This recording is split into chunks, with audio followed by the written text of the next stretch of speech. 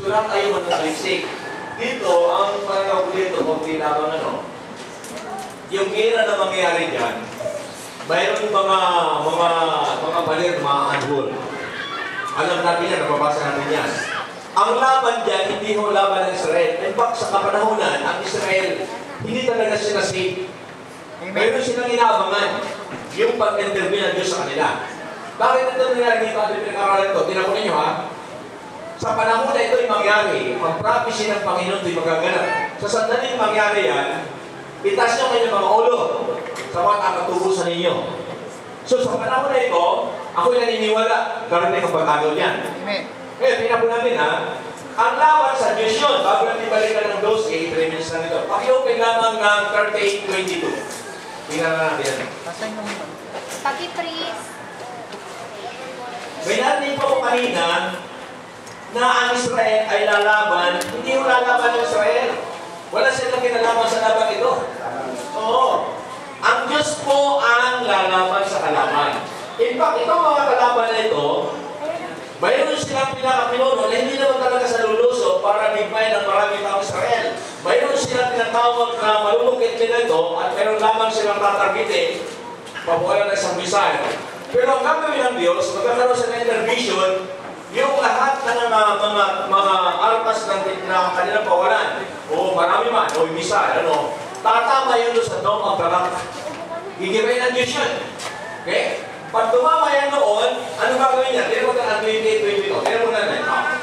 Sa Tagalog, para po ito yan, sabi niya, at ako'y magipaglaban sa kanya sa pamamagitan ng salot at dugo at paulan ng kusya, at ang kanyang mga pulutong at maraming bayan na kasama niya ng napakalakas na ulan at malakas na grasino at apoy. Gagamitin ng Diyos yung mga bulok, mga kilat. Amen. Kasi ito ninyo, yun po pupuksan doon sa mga kaaway. Grabe ito. Hindi sabi niya, pati ang sopre, at ang purpose, and verse 23, at ako'y pakikitang dakila at banal at ako'y makikilala sa harap ng mga mata ng maraming bansa at kanilang malalaman na ako ang Panginoon. Papasin mo rin yun, bakit kailangan natin tutingnan? Naniniwala ko ha, yung purpose ng Diyos kung bakit tayo tinawag sa uling panahon, mayroon po siyang pagdadalan sa atin. At bago tayo dalhin doon sa kanya pumahalak, mayroon tayong kaalaman, ano ba ang naroon. Amin kayo? Hindi naman tayo, ako na rin yung managpalataya. Alam natin ang pangalan ng sulatan. So bakit ano ba? Brother Binay, ano ko na yung kanina, hindi ko na kung sino na ano na ang Israel pakipaglaban mo, ang Diyos pakipaglaban, verse 22. Ayan, ngayon, tingnan po natin. 38, verse 12. Pakibalik. 38, 39, verse 12. Hallelujah. 7 months shall the house of Israel be burning of them that they may cleanse the land. Ang Israel ang maglilibing, sabi sa Bible, ng mga namatay. How many months? 7 months. Why? Bago tayo ang temple, the third temple, kinakailangan ang lupain ay malinis. Maglilibing sila 7 months. Tapos sino paano maraming patay yan? Walang gagawin ng Israel, kundi, sabi ng Bible, nililibing nila. Hindi, magkakaroon sila ng mga pinuno, at habang kinukulitan yung mga namatay, naremar ko kayo, no? Ito mga pinuno ay nililibot nito sa lupain, at pag nakakita sila ng buto, nalagay ng tanda. Ibig sabihin, pag nililibing yun, talagang lilinis yun bago may tayo ang third temple. At sa mga araw na pag nangyari po ito, wow, mga kapatid, maghanda po kayo. Bakit?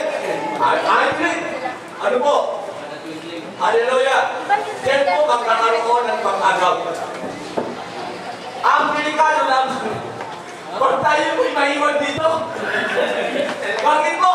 Makinig ko'y mabuti. Bakit ay Abu Sayyaf na namumukot ng ulo?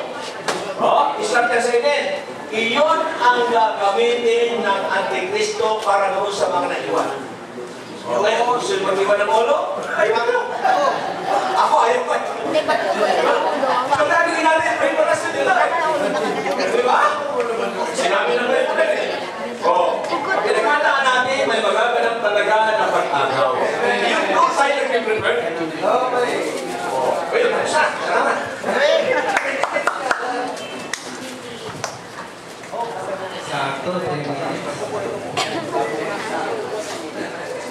Bago kay Brother Freddy, meron ba sa bisita natin? Ready, ah? Payo din yung iba, pugutan ng mundo. Wala ba sa bisita natin? May